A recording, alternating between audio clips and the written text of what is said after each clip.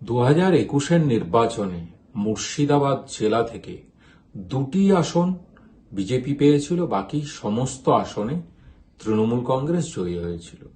2026-এর নির্বাচনের প্রাক্কালে বিজেপি বিভিন্ন রকম খেলাধুলো করার চেষ্টা করছে। কাউকে দিয়ে মসজিদ বানানোর ধোঁয়া তোলার চেষ্টা করছে, তাকে দিয়ে বিভিন্ন রকম বক্তব্য দেওয়া হচ্ছে, পিছন থেকে কারা কি মদত দিচ্ছে আমরা জানি। সুতরাং কে মন্দির বানাবেন, কে মসজিদ বানাবেন সেটা ব্যক্তিগত ব্যাপার। ভারতবর্ষের সংবিধান সেই স্বাধীনতা প্রত্যেকটা নাগরিককে দিয়েছে তার ধর্মাচরণ করার জন্য। তিনি তার ধর্মাচরণ করবেন, আমাদের কোনো আপত্তির জায়গা নেই। মন্দির বানাতেই পারেন, কেউ মসজিদ বানাতেই পারেন।